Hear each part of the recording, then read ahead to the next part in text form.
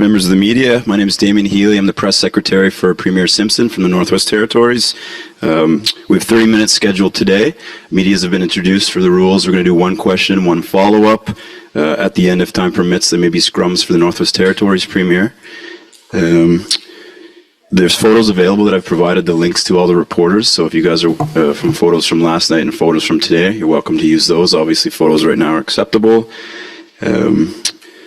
We'll get right into it because there's a lot of people online and a lot of people in the room ready to go. So I'm going to open it up for members of the local media. I'll call on if you can introduce who you are, who your question's going to with one question and one follow-up. Emily Blake from Cabin Radio, please.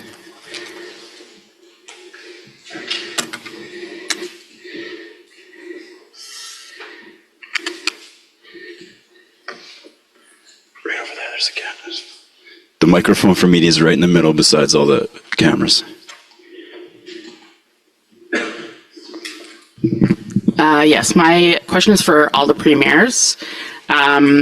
You've come together today as a united Western Front, but there have been premiers of several provinces where there's been a lot of separation talk. I'm curious how that affects the strength of Western unity. Thank you. I can start with that. So I've been sitting at the Premier's table for about a year and a half now, and I can say that I'm proud to be part of this table, and I'm really heartened to be part of this table because when we come together, we are a united Team Canada working for the benefit of all Canadians. I've seen that at every meeting I've been at, and I know there's some discontent around the country. And that's always going to be the case, but I can assure everyone that our working relationship is solid, and we're all moving in the same direction for the benefit of Canada. Go ahead with a follow-up, please, Emily. Yes, this question is for Premier Smith. There was 2 protests last night from Northwest Territories residents who are concerned about legislation in a province where they don't live and they have no influence over, but that legislation is going to affect them. I'm curious, what would you say to them about what that legislation says about Alberta's relationship with the Northwest Territories? Well, if you're talking about the policies we put in place to protect children and their right to preserve choices to make as adults, so that we do not allow for puberty blockers or surgery for minors, but we do allow for both of those things for gender reassignment starting at age 16. So it shouldn't impact Northwest Territories residents at all. In fact, I think the Northwest Territories has their own policies about how they would treat minors in those circumstances, but anyone who would require treatment in Alberta will continue to get it as normal. And I guess what about the concerns about separation? I have said that we want a sovereign Alberta within a united Canada. That's what I've said from the beginning. It was my very first bill. And I think, in fact, if Prime Minister Mark Carney acts on the ideas in our communique today, that it would take the wind right out of any effort. The frustration that Alberta has been that it's been a lot easier to do business with our southern neighbor than it's been to do business across the country. And what I've seen since November is a real spirit of esprit de corps among the premiers, talking about how we can help each other, how we can trade with each other, how we can work together to create new economic corridors so we can all get our various products to markets. And if we can find some support from the federal government on that, I think that's all that the people of Alberta have been looking for. I would maybe add to that just a little bit on some of the information that's in the communique here today as well, and how some of this work that is happening today on behalf of the Western and Northern premiers, but work you'll also see at the Council of Federation table and ultimately at the First Minister's table as well. There is a feeling, and I'll speak from the perspective of Saskatchewan just briefly at the beginning. There is a feeling of alienation among many people in the province where I live. However, there is also a strong affinity to, as Premier Smith had said, to Saskatchewan being very much a contributing province to within a united nation of Canada. And I think that really ties into some of the work that we see in the communique here today. You've seen Saskatchewan come out and ask for some regulatory shift from the federal government. And really, some of that unconsulted policy is, at the very heart of some of the alienation that Saskatchewan residents are feeling and how it impacts the industries that create wealth for Saskatchewan families and Saskatchewan communities. Some of the work you see here today in conversation around infrastructure, whether it be approving private sector investments, whether it be in the mining, in the energy industries, doing our level best to become an energy superpower, as the aspirations of Prime Minister Carney are, or whether it be in the needed public infrastructure that is required, whether it be directly into some of our port operations, port infrastructure, or some of the transportation infrastructure into those ports, so that we can be the reliable supplier that Canada, I think, would aspire to continue to be. Some of the work around this table with respect to opening up the New West Partnership to not only all provinces but territories, to really rip down those any of those interprovincial hindrances or hurdles that we might have in free and open trade, procurement, as well as labor mobility across the nation. But I would say that this conversation around port-to-port access and really creating access for the European and Asian markets for a significant portion of Canadian goods, access to those European and Asian markets for mine products, for rare earth and critical minerals that are looking at, there's many entities looking at investments throughout northern Canada. The connecting through a corridor of some of our northwest ports with potential ports in Hudson Bay, and how you could build off that core piece of infrastructure to really add to our Arctic security, connecting maybe an Arctic port down the way, or even further connecting that core corridor infrastructure, that port-to-port connection out into areas in eastern Canada as well. And, therein lies, I think, the opportunity for each of us as Canadians is, to work together. To enhance the economic opportunities that we have through discussions just like what happened here today. And I would commend our chair, RJ, for navigating, and steering those discussions to I think, a better spot, not only on behalf of Western and Northern jurisdictions in Canada, but what is good and is going to economically improve the situation in Western and Northern provinces and territories, ultimately is good for Canada as well, and is going to strengthen Canada when it comes to all of the metrics, whether it be GDP per capita or whatever that might be. And so I was really excited in what I think is the start of a generationally beneficial discussion around connecting connecting tidewaters, really, in Canada, connecting the Hudson Bay, the opportunities that might be available in Hudson Bay to the northwestern ports through a defined corridor that is going to allow us to share the resources not only with one another across Canada, but really allow us with those resources, which is the source of our wealth, to access wherever you live, either the Asian or the European markets. And when you look ahead at the opportunities that Canada has, those markets are critical for that. And so thank you, RJ, or Premier Simpson, as I officially should call you, for navigating that discussion here. I think it was an important discussion to have, and I think it's the start of a very strategic nation-building project that, I hope is part of the discussion at the FMM table in a couple of weeks, and I hope it's a part of the discussion as we move forward at future FMM meetings and Council of Federation meetings as well. I'd like to jump in here. For me, and the feeling I had around the table is that all the premiers recognize that this is the moment for Western Canada, that we are going to be the engine that drives the Canadian economy for the foreseeable future.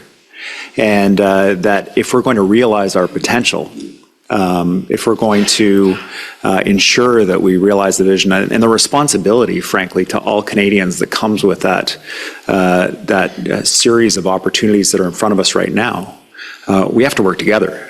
And there is no worse time for us to get dragged into conversations about splitting up the country or this kind of thing, then right now, when in front of us is all this amazing opportunity. I was so honored to be a part of this table at this moment with these premiers that all see the opportunity. And when you look at this communique and the work that we did together, and everybody agreeing and understanding the moment in front of us, whether it's around national security or whether it's around energy or whether it's around resources or whatever it is, we're working together, and we're working together for Canadians, and made me profoundly proud.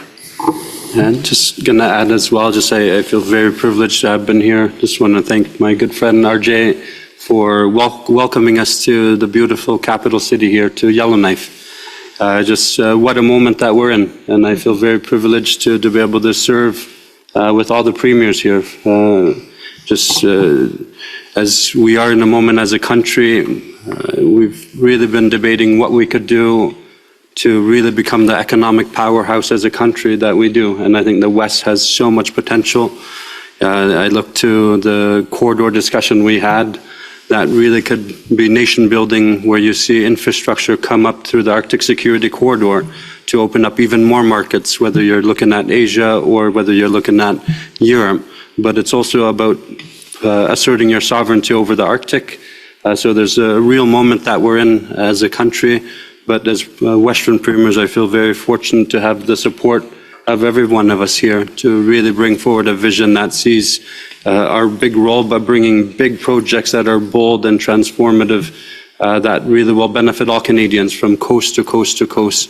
And I'm really proud of the work that we've done just in the last 2 days.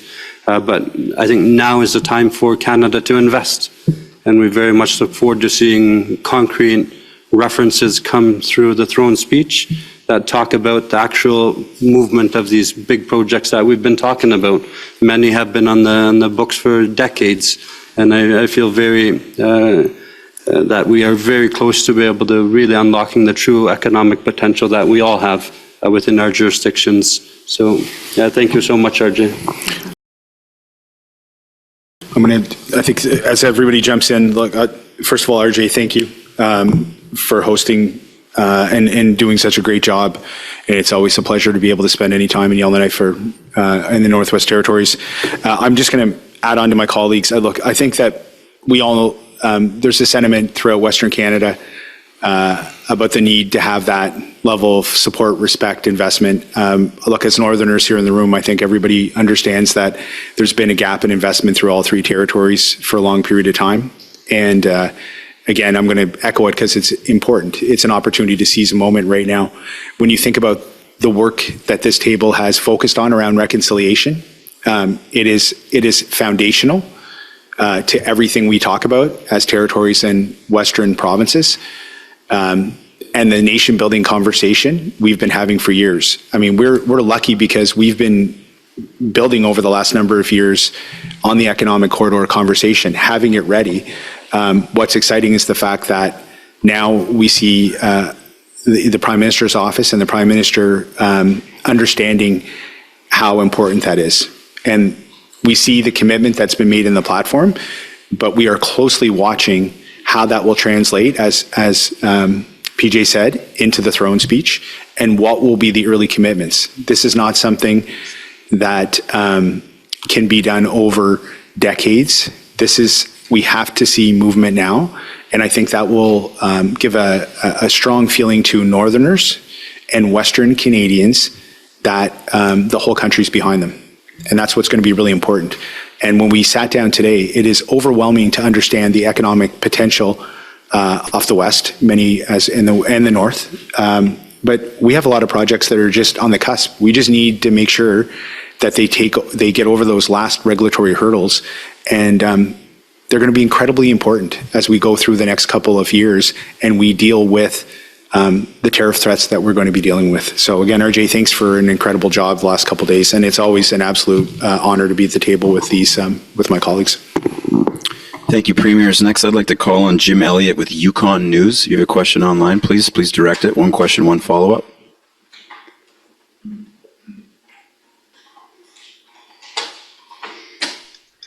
Yes, thank you. Am I being heard in the room there? Yes, go ahead. Thank you. Okay, thank you very much. We heard some discussion about a territorial trade zone between the three territories earlier this month. Has that concept been refined at all at this meeting, and can you share some details on what was discussed? I can start. Yeah, that's work that came out of Northern Premiers a few weeks ago. And first, I'll just say to the media, it's really a way for us to make sure that we have the uniqueness of trade in the North recognized across the country. We have a federal government that has been committed to making sure they reduce barriers. It's a conversation that's been happening a long time from coast to coast to coast between territories and provinces. But we have a very unique situation between the three territories and in our territories in that we have the highest concentration of modern treaties, and we have very specific elements of commerce that happen and agreements and relationships that are within our treaties, and they're actually anchored within the Constitution of the country. So we can't make a unilateral decision about removing a certain exception without sitting down with Indigenous governments and figuring out what's best for all Northerners and to have that advisement from nations. So we're looking at the ability to identify that uniqueness, remove the barriers. We talked today, which was great, about the great work that's been done between BC, Alberta, Saskatchewan, and Manitoba. And they've opened up the door for us with flexibility and respect to the North for us to sign on to the Western trade agreement that's in place. And so I think, my sense from my colleagues from the other territories and ourselves from the Yukon that's something that we think is important. So we've made significant progress in the conversation today around this Northern and Western trade relationship, but also we'll be looking to speak with the federal government when it comes to the trade zone, because as Northerners, what we've always seen is economic activity, for the most part, moving north-south. We need to see economic activity as well moving east-west. We want to see, in the Yukon, we want to be able to fly to Yellowknife every week and to do business. And we want to be able to fly to Iqaluit and then through the territories. And what's really going to help us when it comes to sovereignty in this country is being able to have that movement and more growth and more stronger relationships across all three territories. So a lot of that work, Jim's being, it's going to depend on what the federal government's willing to commit with us as we remove exemptions, how they're going to help us evolve and mature the economy across the three territories. But today was pretty exciting being able to sit down with Western counterparts and then have another ability to move goods in a smoother way and to help grow the economy, not just through the West, but through the North. Thank you, Premier. I'd like to move on to Sydney Cohen from CBC. Sydney, you have a question? Go ahead. Yeah, this is for Premier Simpson. Just on the trade piece again, will you ask for any NWT exemptions or special considerations in any Canadian trade deal? Like, will you protect BIP? Will you make sure that stays in any internal trade deal? Thanks. Thank you for the question. Trade is a major topic these days, and we're involved. Actually, the Northwest Territories is chairing the Committee on Internal Trade, and so we are heavily involved in those discussions. One thing that we've raised time and time again, and Premier Pillay just spoke about it, is the fact that the North is different. We're 40% of Canada, and we're the population of a small city. We have geographical issues, and we also have, as was mentioned, modern treaties that we need to uphold and that we will uphold.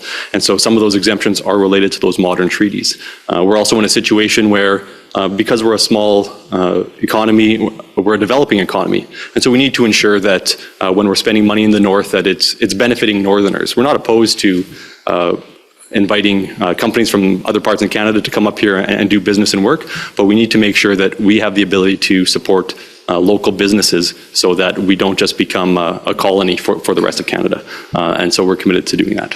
Thank you. I maybe make just a comment on interprovincial and territorial trade across Canada, and I really we'll start with the Canada Free Trade Agreement that we have, which all parties are signatory to, and there's a number of a number of exemptions and a number of exclusions in that particular agreement, whether it be the federal government, a province, or a territory. Within and underneath that umbrella of the Canada Free Trade Agreement, we have the New West Partnership, of which the 4 Western provinces are a signatory of. And it really is a gold standard of free, open, not only trade, but procurement rules as well, and labor mobility, I think, is part of that agreement as well. And it's really is the initial agreement in which the Canada Free Trade Agreement was based on. The New West Partnership is the gold standard, and that's why, as in light of recent discussions around, how do we open up and reduce any interprovincial or territorial barriers that we have, whilst recognizing and allowing our northern territories, which are unique, to be able to protect some of the priorities that they have within their region. And I don't think anyone is going to say that some of the conversations that territories are going to have in this space are very different than any of the provinces should, would, or could have. And so what we did today was opened up the opportunity for all provinces to join the New West Partnership and become a signatory to that gold standard agreement, and then also open that up to the territories. However, in the territories case, each of whether it be Yukon, Nunavut, or Northwest Territories, it would take a little bit of work, in fairness, to look at some of the uniqueness that they have for them, and there would be some understanding for them to enter that agreement, that there would be some exemption and exclusions that they would want to have a look at. And I think the 4 host provinces of the New West Partnership are more than willing to look at that and to open up what has really been the gold standard in trade agreements to all 10 provinces across Canada. Thank you, Premiers. Next, I'd like to ask online Richard Zussman from Global News BC. Go ahead, Richard. To that point that Premier Moe was just making to Premier Eby, as you prepare as premiers to head to the First Minister's meeting, how much of a conversation will be had about staff or personnel HR mobility amongst provinces? Is there a commitment from Western provinces here not to, in essence, poach each other's healthcare workers, teachers, as the West tries to put forward a unified front here as the economic driver of the national economy? Thanks, Richard. Our goal as the government of British Columbia is to minimize barriers for professionals being able to work across Canada. We think that there's huge value that comes to all Canadians when professionals of any background, including medical professionals, are able to move freely across the country. If a province has an excess of teachers, for example, British Columbia right now, we're recruiting teachers. It's helpful for us to be able to recognize those credentials right away and get people to work and support kids in classrooms. We're all currently recruiting healthcare professionals, but our focus is on recruiting healthcare professionals from other jurisdictions. So, for example, right now in British Columbia, we've had great success recruiting doctors and nurses from the United States. Our numbers of nurses applying, for example, is up 177%, and they're able to get to work right away in our province in a matter of days once submitting all the necessary documents that are required by the college. And so all of us are working on that kind of thing. We're actually sharing tips about where the opportunities are to recruit these healthcare professionals. We're very competitive jurisdictions in terms of pay and quality of life for medical professionals here, so it's not a competitive thing. What we know is that we'll be able to drive down the costs of daily life for British Columbians if they are able to access a more competitive environment for professional services. And that is true across Canada. Our infrastructure costs will come down. And we can't afford as Canadians to pay this extra tax of red tape and delay as people try to move between provinces and territories. I understand that there are going to need to be special protections for some jurisdictions like the territories. But for BC's perspective, we're all in on making sure that there's mobility of professionals across the country. Thank you, Premier. Next I have on my list Jack Farrell with Canadian Press. Go ahead, Jack.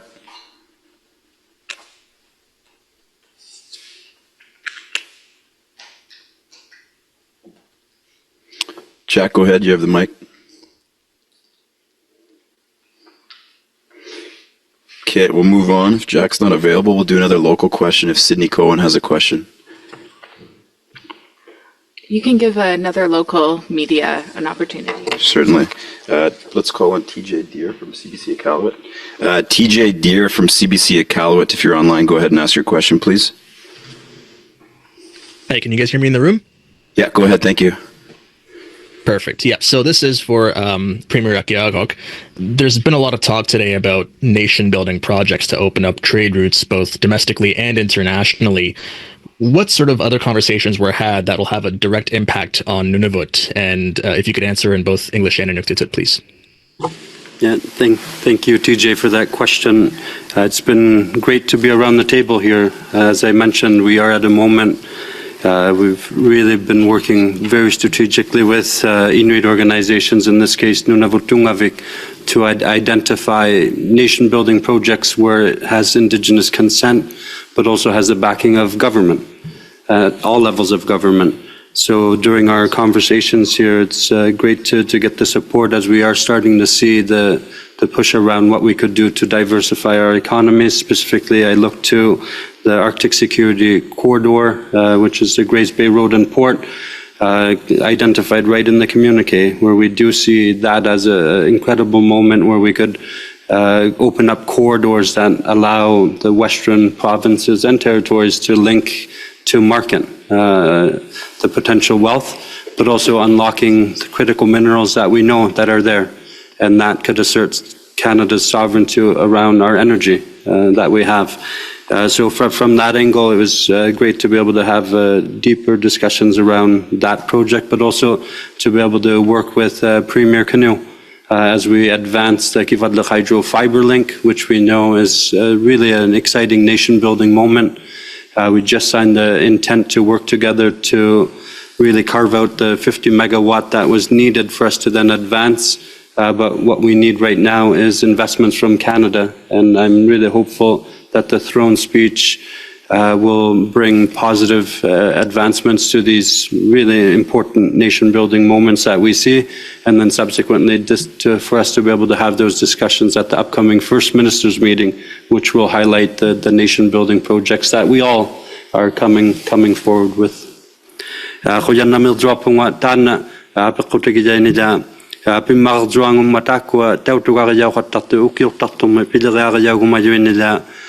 Tana inun asuwa yaw si mayon angitaw si mayon piyaw yu mayon pidala kapadlia gata matamakko gavamakko adjiging itunen pidala kapadlia natidluta naluna si vadlia si magatta takwa si voloteo katika kwasi magatta tana Grace Bay ngon nakataw yung tautuga yaw yung tulatar veama akotikutango wayato adjiging itunen makipadlarun nakotigi yatinun tautuga yaw si mamman Nirutiapugutan ay kayo sukta wadlianinga pingok padliagun namnianinga sakit padliaman tavu na titikakun sakikatigun kisian niriupugun gavamatukakun takwa ikayogun namniakudlugin piliriagayagu masimayunin pipadlianiatidluta amma asinga taina kivadlume ukalrinamon ukausakapadliangin nadlatagata kuyannamirpunga Sivolatu Khatiga, Premier Canoe, Katuja Khatigidluta,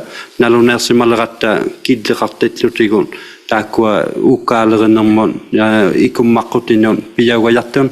So Tamakwataba, Ayaw to Latang in Naratigon, Makipadron Nakodluta Kanatame, Kisiani Takwa, Sivoltilima, Ikayokatigitiara, Lumimotikitugun, Nirutiapu, Pingo to town earning in the Tavanitian. Thank you, Premier. We have time for one last question, and I'll go to online Roheen Mohammed from the National Post. Go ahead. Hi, everyone. Can you hear me fine? Yeah, go ahead. Thank you. This question's for Premier Eby. Premier Eby, I'm glad you're sitting next to Premier Smith. I wanted to get your thoughts on her suggestion that not only we revive the Northern Gateway pipeline, but we fast track it. Do you agree with this notion? And do you think we should prioritize building heavy oil pipelines to deep water ports in northern British Columbia as part of diversifying our exports away from the United States? Thanks for the question. Yeah, I'm glad to be sitting beside Premier Smith as well. The discussion at the table and reflected in the communique was focused on points of agreement.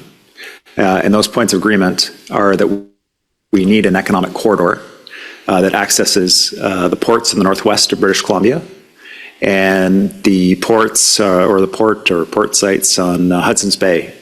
And that in between there are all kinds of products and commodities produced that need to be moved along those corridors through pipes, by rail, through wires.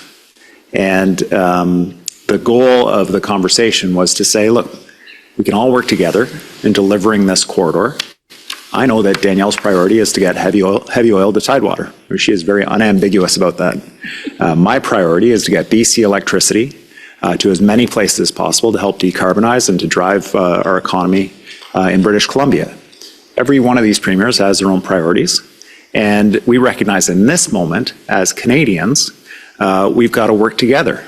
And we've got to work together in a moment of crisis where we're being directly threatened by the leader of one of the most powerful countries in the world, the most powerful country in the world. And so we're all working together. We're finding ways to cooperate. Premier Smith is able to convince the federal government to build another pipeline through British Columbia or a private proponent. We'll cross that bridge when we come to it. Right now, we know there needs to be this corridor. We have $50 billion plus in projects with proponents in British Columbia that would benefit from this corridor. I know that all the premiers have similar projects, and that's the work we're doing. In a similar vein, would you support a reversal of the federal moratorium on oil tanker traffic along British Columbia's northern coast? Well, in British Columbia, we have a pipeline that's publicly owned that was put through over the objections of British Columbia, the Trans Mountain Pipeline, and it is not operating at capacity. If the urgency is to get product to Tidewater, then I would start there with the conversations with the federal government about ensuring that this publicly owned infrastructure is used to its full capacity. And that seems like a great place to start rather than opening up the pristine North Coast to tanker traffic. These are my personal feelings as a Premier of British Columbia. I know that Premier Smith has a different perspective about that, and that's okay. We're going to work together, and we're going to come to the ultimate destination of a stronger, united, sovereign Canada that stands on our own 2 feet, and it will be through difficult discussions around tables like this. And all of us are committed to working constructively together, and we will find that path forward. And I might just add that we're kind of an all of the above sort of province. We'd like to see infrastructure built north, south, east, and west. I am greatly encouraged by the conversation we had today, especially when it comes down to finding areas of common interest. Obviously, I'd like to see pipelines built, but we had really constructive conversations about interties built so that we could have electricity coming back and forth from Manitoba all the way through to British Columbia and back again. And when you look at the rail line, there's just such an extraordinary opportunity for all of the provinces to export all of our products out of the Port of Prince Rupert. It already exports 30 million tons a year. I think they have a plan to grow to triple or quintuple that. It is the best access to get all of our products, food and fiber, manufactured goods, to the Asian markets in a way that's faster than the Americans can do. The Americans have to go through we've been debating if it's Gulf of Mexico or Gulf of America, but either way, whichever you want to call it, it takes 55 days to get to Asia. So we have a major advantage already in having those direct routes. And so building on our successes, I think, is going to be important. What I like about Grays Bay is that gives us an opportunity to look both to the eastern markets as well as looking to the western markets in Europe, and so to be able to have those conversations where we can find those common areas of interest, I think is very important. And I think that we'll be able to find a lot of common ground. One of the things that we have suggested to Prime Minister Carney is that if we can couple a discussion about a new bitumen pipeline with the Pathways project, which wants to decarbonize bitumen, then I think we can address some of the issues of concern that various stakeholders have raised, because as people may or may not know, there's a lot of uses of bitumen. There's 6,000 products that can be made from a barrel of bitumen, including asphalt. And so if you have a decarbonized bitumen that is not being used for combustion purposes, then it's a construction material. So I think that there are ways for us to be able to have the conversation, address the issues that we've heard of, and be able to work on increasing the the level of support publicly for all of those projects. I would just add in that all of the above approach. Herein lies the opportunity for a new prime minister.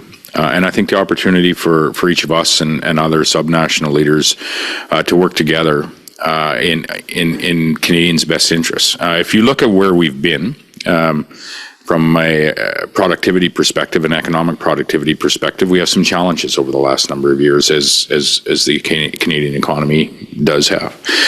If you look at where we've been more recently with respect to our relationship with our largest trading partner, we've heard, much in the way of we need to diversify trade, we need to move trade away from the United States. Well, that simply isn't going to happen easily, and it isn't going to happen overnight, and it likely isn't going to happen. However, as we grow our economy, we do have the opportunity to diversify that growth to other markets. When you look at the mandate letter that was provided by the Prime Minister to his federal ministers, it's very much focused on building a strong economy on behalf of all Canadians. It's also very much focused on building new infrastructure at speeds not seen before, infrastructure to diversify our trading relationship and to become an energy superpower. And so it needs to be an all of the above approach when it comes to products. And I can't think of a more nation-building project than starting to connect ports in the northwestern portion of British Columbia in our nation to ports at Hudson Bay, and ultimately with the conversation around Arctic security, and credit to the three northern premiers, and in particular to Premier Akiago on the groundwork that he has done with respect to accessing potentially an Arctic port down the way as well. And so if we truly are looking to expand our economic prowess, become an energy superpower as a nation, it is going to have to include lithium, for example, from Saskatchewan, of which there was just an investment this week in a processing facility, the first of its kind in our province, and I believe across Canada. It's going to have to include the conversation around nuclear and Saskatchewan-based uranium and powering the world with that product. It's going to have to include, and if you think of the area between those two places, Hudson Bay and northern British Columbia,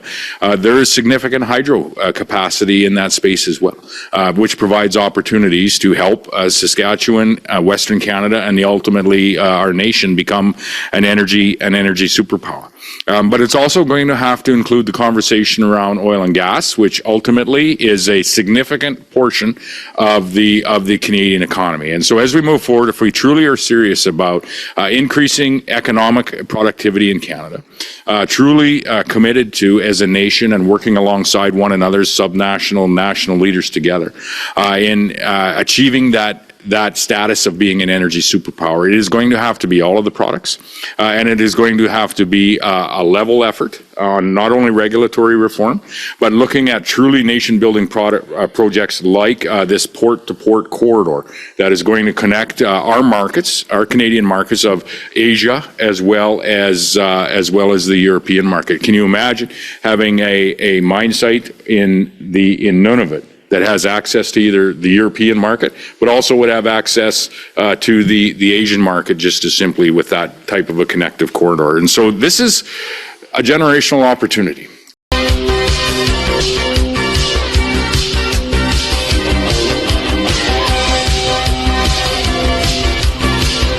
I would say, and a Canadian opportunity as we move forward, and I was very pleased to be part of the conversations in that today.